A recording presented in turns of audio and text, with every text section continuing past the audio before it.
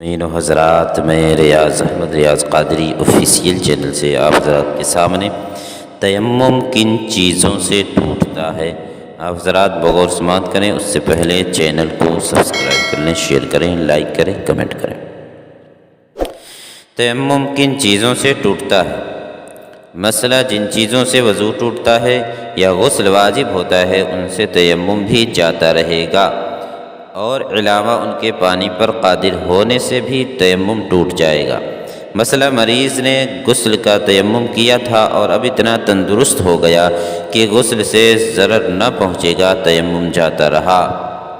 مثلا کسی نے غسل اور وضو دونوں کے لیے ایک ہی تیمم کیا تھا، پھر وضو توڑنے والی کوئی چیز پائی گئی یا اتنا پانی پایا کہ جس سے صرف وضو کر سکتا ہے، یا بیمار تھا اور اب اتنا تندرست ہو گیا کہ وضو نقصان نہ کرے گا اور غسل سے ضرر ہوگا، تو صرف وضو کے حق میں تیمم جاتا رہا، غسل کے حق میں باقی ہے۔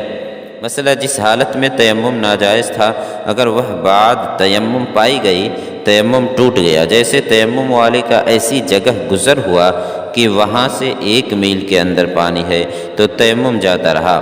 یہ ضروری نہیں کہ پانی کے پاس ہی پہنچ جائے۔ مثلا اتنا پانی ملا کہ وضو کے لیے کافی نہیں ہے، یعنی 1 مرتبہ منہ اور ایک مرتبہ دونوں ہاتھ پاؤں نہیں دھو سکتا، تو وضو کا تیمم نہیں ٹوٹا، اور اگر ایک مرتبہ دھو سکتا ہے تو جاتا رہا۔ یوں ہی غسل کے تیمم کرنے والے کو اتنا پانی ملا جس سے غسل نہیں ہو سکتا، تو تیمم نہیں گیا۔ مثلا ایسی جگہ گزرا کہ وہاں سے پانی قریب ہے مگر پانی کے پاس شیر یا سانپ یا دشمن ہے جس سے جان یا مال یا آبرو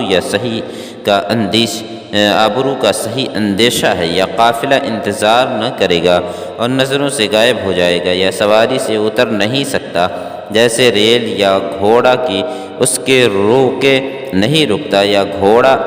ایسا ہے کہ اترنے کو دے گا مگر پھر چڑھنے نہ دے گا، یا یہ اتنا کمزور ہے کہ پھر چڑھ نہ سکے گا، یا کنویں میں پانی ہے اس کے پاس ڈول رسی نہیں، تو ان سب صورتوں میں تیمم نہیں ٹوٹا۔ مثلا پانی کے پاس سے سوتا ہوا گزرا، تیمم نہیں ٹوٹا۔ ہاں اگر تیمم وضو کا تھا اور نیند اس حد تک ہے جس سے وضو جاتا رہے تو بے شک تیمم جاتا رہا، مگر نہ اس وجہ سے کہ پانی پر گزرا بلکہ سو جانے سے، اور اگر اونگھتا ہوا پانی پر گزرا اور پانی کی اطلاع ہو گئی تو ٹوٹ گیا ورنہ نہیں۔ مثلا پانی پر گزرا اور اپنا تیمم یاد نہیں، جب بھی تیمم جاتا رہا۔ مثلا نماز پڑھتے میں گدھے یا خچر کا جھوٹا پانی دیکھا تو نماز پوری کرے، پھر اس سے وضو کرے، پھر تیمم کرے اور نماز لوٹائے۔ مثلا نماز پڑھتا تھا اور دور سے ریتا چمکتا ہوا دکھائی دیا اور اسے پانی سمجھ کر 1 قدم بھی چلا، پھر معلوم ہوا ریتا ہے، نماز فاسد ہو گئی مگر تیمم نہ گیا۔